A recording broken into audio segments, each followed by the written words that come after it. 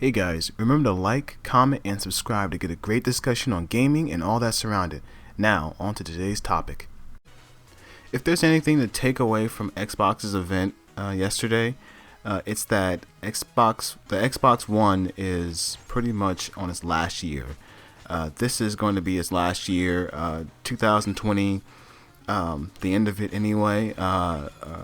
This time next year, they're going to be talking about their next console. What plans they have for it and whatnot.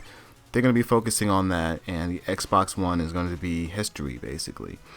And this goes for the PlayStation 4 as well. And what dawned upon me as I was watching the Xbox One event was that we're looking at a new era next year. I mean, gaming is just changing now. I think that we're coming up against a big shift, and it's weird in my opinion. I think that it's not the kind of shift that I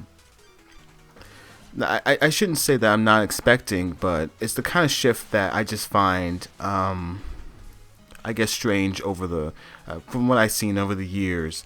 And I guess it was something that was coming, and it's not something that that is the usual that we see, like graphics and services and whatnot. This is I think this is a huge overarching change that I believe will affect us, the consumer, and just the industry, just in general, for years to come. And what I'm getting at is that the whole dynamics of gaming is changing now. And that is like now we're getting just all these big actors, like the big reveal of having Keanu Reeves show up, and his his huge reveal, and the crowd's reaction. Like, I thought that was a really cool little moment at Microsoft. I think that was the best moment actually at their event. But that whole thing there, we're getting like just big actors. I know Norman Reedus. I can't say his last name. He's gonna be in Death Stranding. These are big actors. We're having like these big actors now in games, and we've had them for a few years now. But now we're getting like really close to their likeness in the games now, and they're a part of the marketing, and it's kind of interesting to see that now. Like, graphics are getting so good that you have the actor like literally in your game, and like it's a big part of it. Like it's like a cameo, like a movie. I think that's pretty cool, and that's a pretty interesting marketing scheme. And it's not just that; it's this whole way companies are going about selling their games too. If you notice during the event, Microsoft was like, they were talking. I mean, they showed off all those games during the event, and if you noticed, a lot of those games. I mean, you had to look it up yourself, but a lot of those games aren't actually exclusive to the system. Like, they bought all these third parties, and Psychonauts is an example. They bought Psychonauts. That was one of the reveals. And that was a pretty good reveal, but that game it's not exclusive to Xbox. It's not exclusive to PC. It's coming for the PlayStation 4 too. So they're okay with that. Like, it's kind of open, everyone's pre-ordered it beforehand. I guess whoever backed it, that game is still coming to the PlayStation 4, and other games are too. So Microsoft is okay with that, and to me that's weird, because if you want to sell your system, exclusives are important, right? That's usually how it goes. That's how it's always been. But Microsoft isn't interested in all that. They're interested in having the game and selling it, right? And that is different, right? Could you imagine if Sony had Spider-Man, and not to sell the system, but just to sell it in general? And but what I'm getting at, and it's fine for them to just get the money, but how does that sell your system? Like, what's the point of buying the PlayStation if you can get that game somewhere else, right? That's what's crossing my mind with these games here. Because if you can buy the game somewhere else, why get the Xbox One version? And more concerned, what I'm more concerned with is that why would I get the next gen Xbox version if I don't know if that game is going to have, if that's going to be exclusive to that system? You get what I'm saying? So, that's been a thing with Xbox for a long time, but with their new streaming service, the Game Pass thing, it's not new, but with them expanding it, with the streaming service that they're trying to implement and expand and do all these other data centers and trying to have your Xbox as your own little I forgot the name. Not data center, but have it as a little thing. It's it's it makes it. I can't help but think, as someone who's played games for a long time, I can't help but think, what's the purpose of having a PlayStation, Xbox, if you're going to if you can get the software somewhere else, this whole streaming thing, this whole Game Pass thing, it just doesn't make any sense to me. And I feel they didn't go into too much detail, but if you can do this to other consoles, then what's the point? It's strange to me. It's a strange concept, but Microsoft they're smart people. They've been in here for a long time. They're not stupid.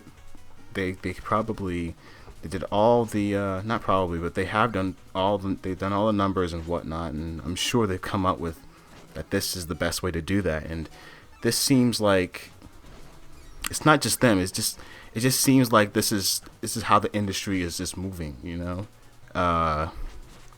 Maybe it's probably more economical for them just to have the product, the software, and then just sell it. Just maybe gaming's just getting away from having a box, and then they just want to have the software and then just publish it. Or have the rights to it and then have a Netflix kind of thing. And it's just like I said, it's a bit weird to me, right? It's a strange concept. I think it works fine for video, but for gaming, I think gamers are so used to having exclusive content that having something that is streamed to you, it's foreign for me anyway. But having no content that is that is exclusive to make you want to buy the actual hardware, it's just very strange to me. If it's kind of like all the companies are working together, and if that's the case, it's just kind of weird, if that's the case, then what's the point of having next gen? You know what I'm saying? If you're going to have all these data centers in all these different parts of the world and all these different parts of the country, you don't need the hardware to back that up, to locally to supplement the power, so to have it to play the game and have that super low latency. So it's it doesn't. This whole concept is just strange, I guess. But who am I? Maybe in the future this would all make sense.